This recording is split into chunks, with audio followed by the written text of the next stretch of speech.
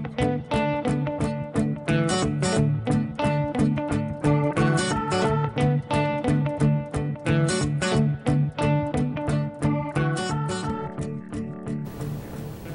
everybody, I'm Jackie Garvin and welcome to Syrup and Biscuits in the Kitchen.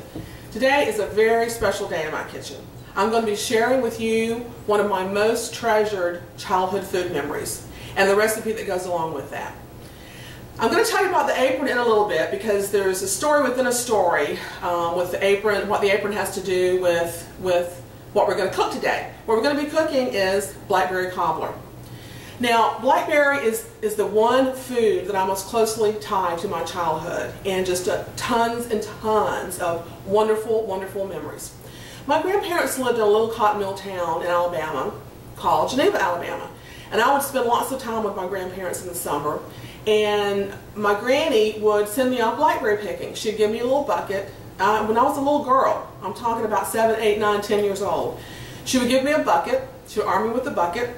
She would take me to the front door and she would direct me down to the railroad track, the active railroad track, because that's where the best blackberry patch was. And as I was leaving, she'd always say to me, "Now Shug, you be particular for snakes, you hear?" So here she's sending me off to the railroad track amongst the snakes to pick the blackberries. Yeah, that was a different time, different place. You can't get away with that kind of stuff now, but I would not trade those memories for anything. So I would head out with my bucket in the hot Alabama sun and the humidity, go down to the railroad track, and I would pick my berries until I thought I had enough to bring back so Granny could start making her blackberry cobblers and her blackberry jelly, and the whole little house would just be filled up with this wonderful aroma of warm blackberries. And Granny was always so happy in her kitchen. She would sing and she would cook and she would let me help her, and I still remember the smell of those blackberries. It was just wonderful. So the first thing I did toward food writing was I typed up my recipe for Blackberry Cobbler along with that little story that I just told you, and I posted it on Facebook. And people were just so sweet and told me how much they appreciated me sharing my memories because it brought back their very fond food memories. And by the way, thank you for what looks like a great recipe. I've been looking for a good Blackberry Cobbler recipe and I'm going to give this a try. So I decided that seemed to be something that people were interested in, and I certainly loved to do it because I loved getting my memories down on paper for my children and for my grandchildren to have too. So I typed up another recipe and put another food memory story with that recipe, and people were just so encouraging and told me that I should keep doing this. Well, I love doing it, and I felt like I was doing exactly what I should be doing, because writing about food and sharing food memories, especially if it's going to help someone else stir up another pleasant memory in their mind, what better thing to do? Now, I started out not taking any pictures of my food. Certainly did not do any tutorials. It was just simply the recipes and the story. So then I expanded that out and I started taking some pictures of my food, and then I started writing some tutorials. And I thought, well, it would just be a really nice thing to do to share my apron collection as I'm posting pictures of my food. So I gathered up all my aprons and I washed them and ironed them and just randomly hung them up sort of in a queue. So when I would be ready for a food picture, I would grab the next apron in line, put it on, take the food picture, and then put it in another stack so I could make sure that I knew which aprons had been used in pictures and which aprons had not been used in pictures. Time went on and I kept writing my recipes and kept writing my food stories and started doing tutorials, and it was getting a little bit more advanced in what I was doing. But then it dawned on me that I had never taken a picture of my Blackberry Cobbler made in this little pan. This is the same enamelware pan that my granny made the Blackberry Cobblers in. So I whipped up a Blackberry Cobbler, baked it in the little pan, brought it out, put it right here on this island to take pictures.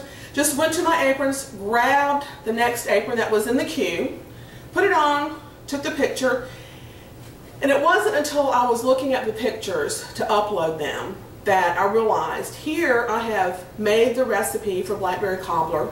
I've told my story about Blackberry Cobbler and how precious this memory is to me and how important a part of my childhood blackberries are, that I realized that the apron that I had randomly chosen to be highlighted in this picture was this apron, which my husband and I bought when we visited Blackberry Farm in Wallen, Tennessee. I mean, it was just blackberries, blackberry, blackberry, but that was my sign that Syrup and Biscuits is blessed, and Syrup and Biscuits is meant to be. It's a very good thing. It's about goodness. It's about goodness in food, family, and memories. It's a good thing. So I'm going to keep writing as long as somebody reads what I read, and I appreciate your support so much. I just can't tell you that enough.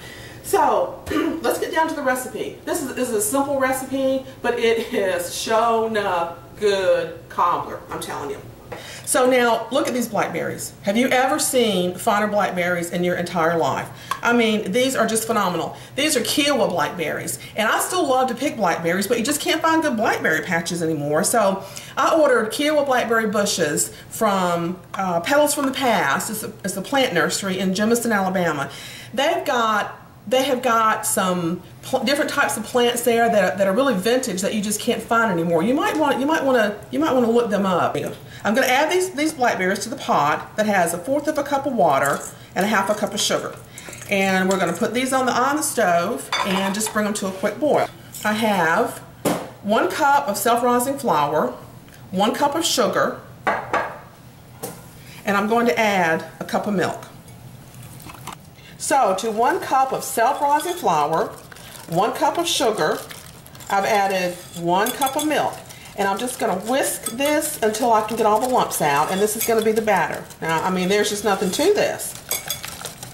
It is the easiest thing in the world to make. Okay. I think that looks pretty good. Now, I'm going to take my little enamelware pan, just like my granny used to use, and pour in 1/2 stick of melted butter. Now, ordinarily when I make this, I double the recipe and put it in a 9x11 baking dish, and it doubles very, very well.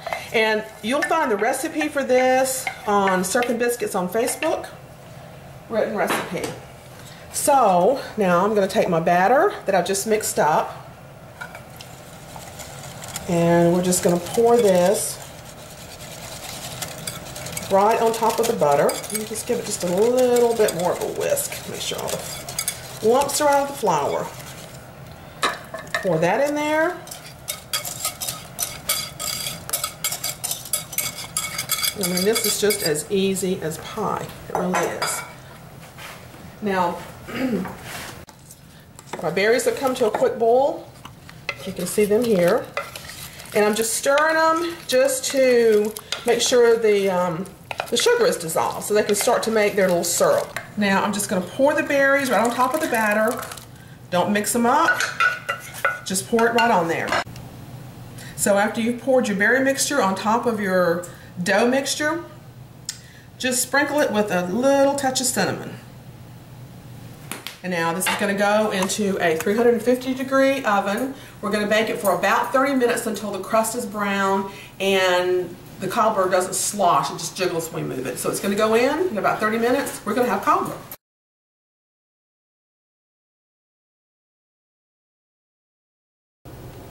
Hey, I just heard the buzzer go off. Let's see if we got cobbler going here.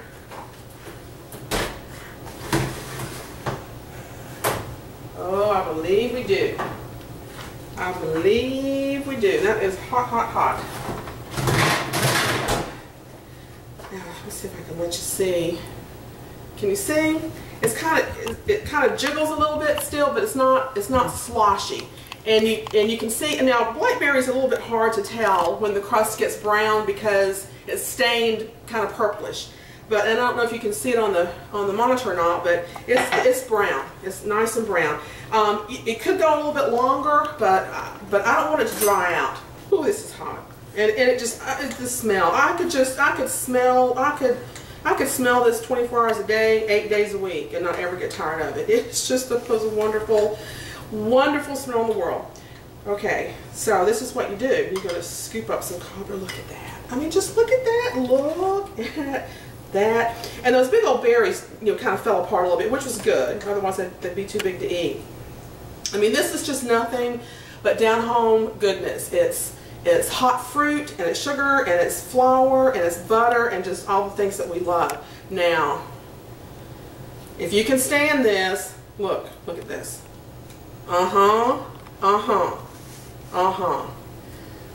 Blackberry Cobbler with vanilla ice cream. There's nothing any better. Just look at this. Now, I just want to share this with everybody I know. I just want to share it with everybody I know. So I'm trying to get enough ice cream on here so it's not going to burn the stewie out of my tongue, because I'm telling you, I am about to eat this. I'm eating it. Here we go. You just can't imagine. And don't imagine. Y'all, please make this recipe and write me and tell me what you think about it. Well, that's it for us. I hope Syrup and Biscuits can be a bright spot in your day. Y'all come see us.